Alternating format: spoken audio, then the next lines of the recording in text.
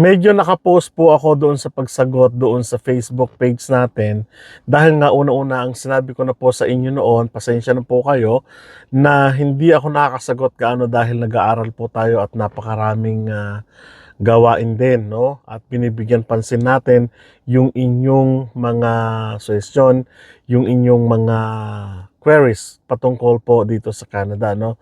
So, medyo nagfo-focus po ako ngayon sa mga comments na natatanggap po natin dito sa ating YouTube channel at dito po ako humahalaw, kumukuha ng mga information na ibibigay ko sa inyo. Katulad po ng mga nakararang pag-uusap natin, hindi ko man isa-isa na binabanggit yung inyong mga queries, ay binibigyan ko naman po kung sino halimbawa, collectively na po yun.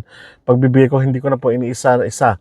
Halimbawa, yung questions ninyo about sa kapag nakakapangasawa ka ba ng Canadian permanent citizen ka na bagag, agad, something like that.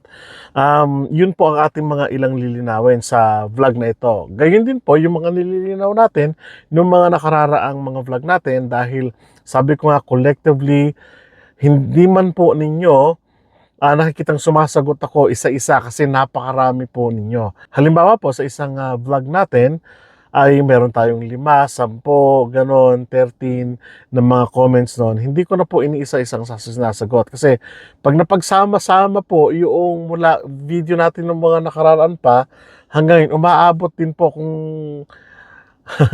umaabot din po ng mga daan-daan yung mga tanong simula pa po noon, no, na mga videos natin. Kapag tinignan ko po kasi yon sa YouTube studio ko, magsasama-sama yon, daan-daan din po yon, yung pasampu-sampo ng mga nagtatanong, no, ang dami-dami.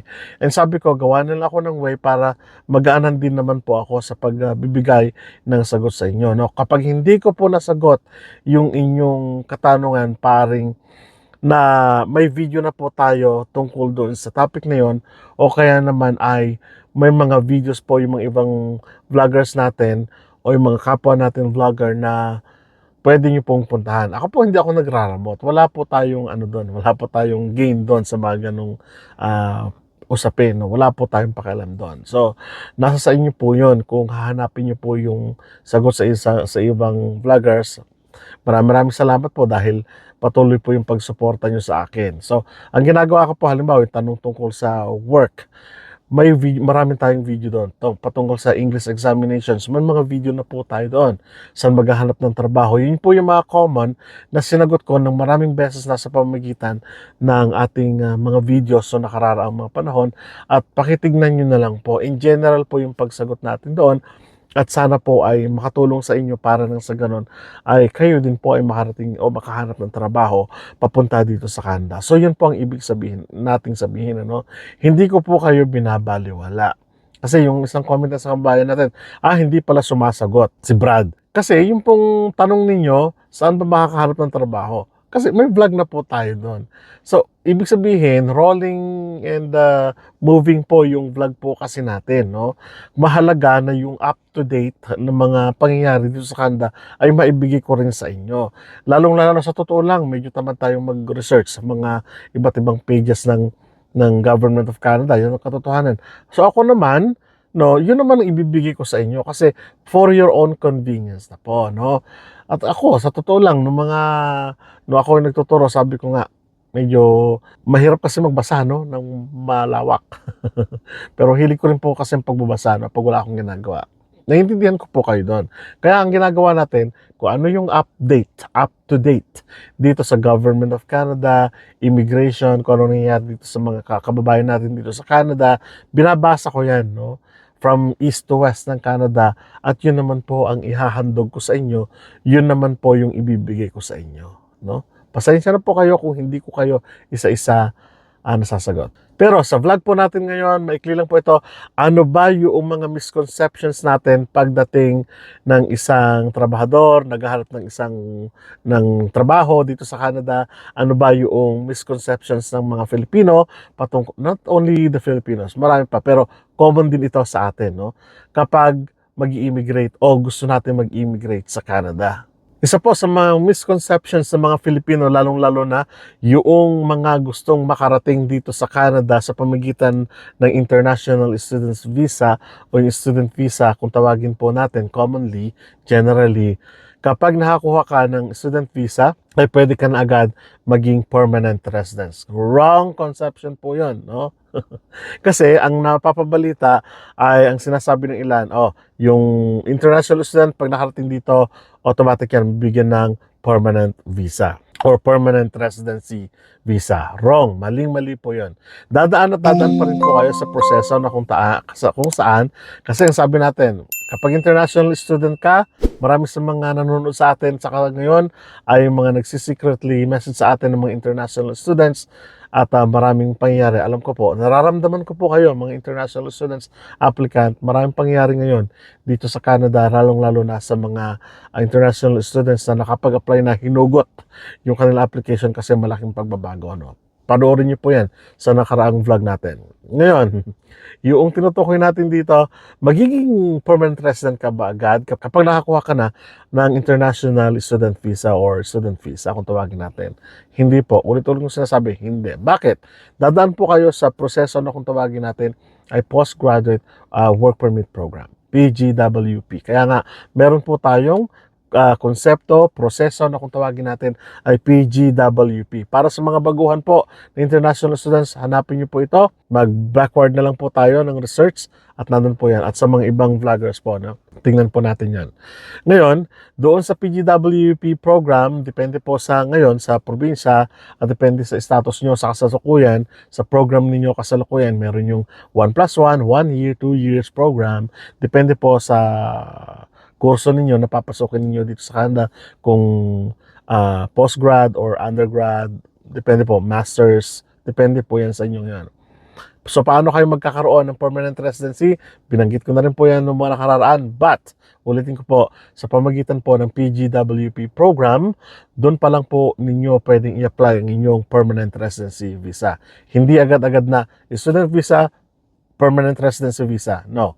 Hindi po natin pwedeng baktawan o lundagan yung PGWP program. And from east to west po, entire Canada, ganito po ang programa. Kailangan din po meron kayong trabaho at kailangan din po makapag-secure kayo ng tinatawag nating employment bago po kayo makapag-apply sa panibagong proseso ng permanent residency. Kaya nga, yung mga international students natin dito ay humahanap ng trabaho because it is a requirement po na maghanap muna kayong trabaho, meron kayong sa world ng workforce o ng trabaho dito sa Canada, napakahalaga na may trabaho kayo, mabibigyan po kayo ng job offer at yung kung minsan yung trabaho, yung pinag-aralan niyo ay dapat inline doon sa pinag-aaralan ninyo o kaya naman pwedeng hindi rin naman. So depende, basta meron po kayong job offer letter or job offer, permanent resident program, yun po ang process as international student. So,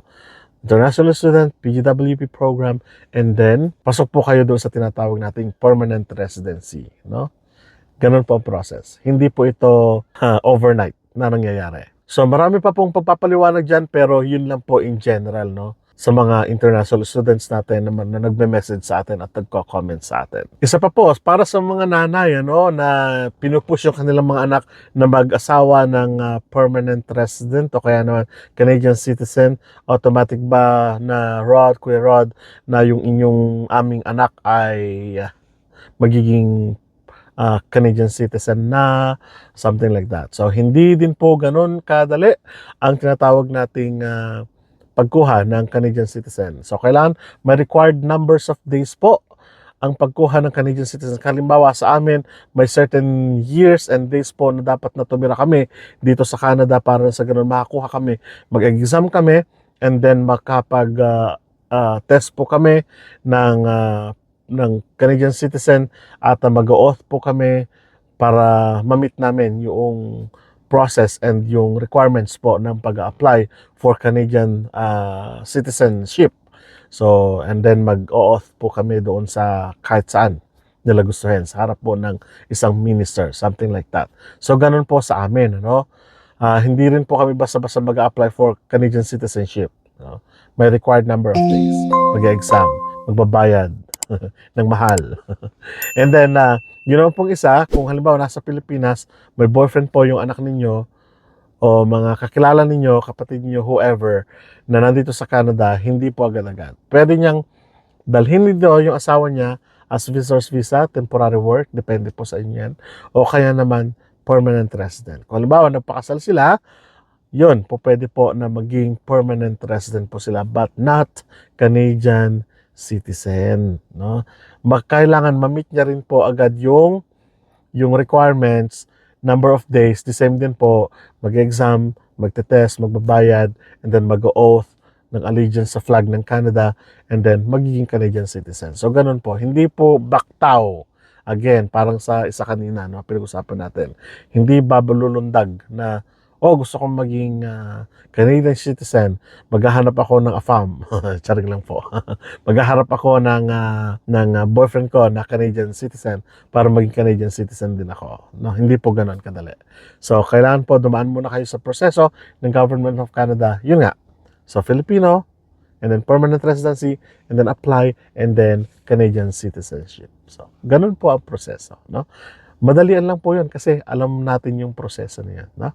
At naiintindihan niyo po yun dahil alam ko po na nag-research din po kayo. Ito pinakamatindi, no? As soon as you enter dito po sa Canada, ay makakahanap agad ng trabaho. It is a misconception po yan. Unless nag-apply ka sa Pilipinas, bibigyan ka ng trabaho, job offer, pag-apply mo dito, meron kang full-time job, makapagsisimula ka na agad.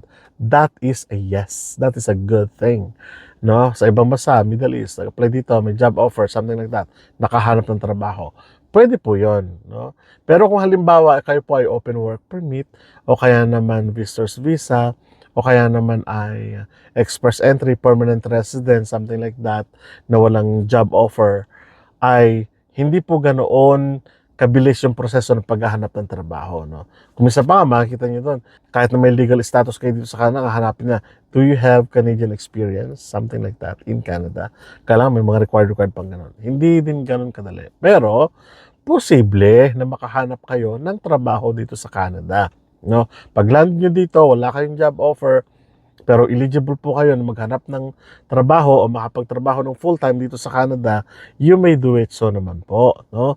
Kaya lang sabi natin, ang misconception kasi dito ay, pag land ko doon, hanap akong trabaho na gusto ko. Alalahanin natin na kahit sa mga ibang bansa, meron din yung tinatawag natin credentialing.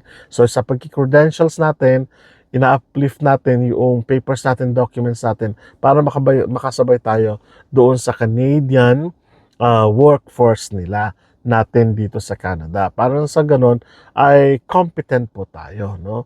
Kahit naman po sa Pilipinas, no? Kailangan natin i-level yung ating education doon sa workplace kung minsan, no? Ganun din po 'yan. So, kailangan po yung competency natin ay mapapatunayan natin. Halimbawa, ang competency mo ay mag-welding. So, may experience ka sa isang bansa, so tinanggap ka dito, that's good. Kasi na-level mo yung competencies. Pero kung gusto mo halimbawa na mag-weld dito, tapos ang technology mo na ginamit halimbawa sa ibang bansa ay kaiba dito, magka-training ka muna. Katotohanan po yun. Magte-training ka muna, bibigyan ka muna nila ng chance na makasabay dito sa pagtatrabaho dito sa Canada. Ganun lang po ang ibig sabihin yan, no? Pero kung tatanungin niyo ko na agad-agad kinabukasan, overnight, makahanap ng trabaho, not really, no? Unless, sabi ko nga, may nakahanda na talagang trabaho na para sa inyo dito sa Canada. Magkaiba po yun, ano? At kung minsan pa nga, sa paghahanap ng trabaho, kailangan na tignan natin kung ano yung priority ng isang lugar o ng isang province kung minsan. Ano? Kung halimbawa, wala ka doon, maghihintay ka, something like that. Yun po ang katotohanan doon. Halimbawa, sa akin, nagpunta ako dito, pero hindi ko naman nagamit agad yung pinag-aralan ko. So, ini-level up ko muna yung aking education. No? Kasi iba talaga. Sa totoo lang, halimbawa, yung daycare center sa atin, ibang-iba yung practice nila sa Pilipinas at yung daycare center dito. Ibang-iba rin naman yung pagtuturo dito sa Pilipinas. So, kailangan ko na ma-i-adapt. Hindi sila mag-a-adapt sa akin, kundi ako ang mag-a-adapt sa kanila. Yun ang katotohanan doon, no? Ang hindi ko alam kung minsan may mga Pilipino tayong mga kababayan na, kayang-kaya ko yan. Dapat ipurso ko yung naranasan ko doon sa Middle East, i-apply ko dito. Yung naranasan ko sa Philippines, i-apply ko dito, no? Well and good kung ganun nga sana, no? Pero karamihan kasi, we have to adapt doon sa environment nila ng pagtatrabaho dito sa Canada. Ganun lang po ang ibig sabihin, no?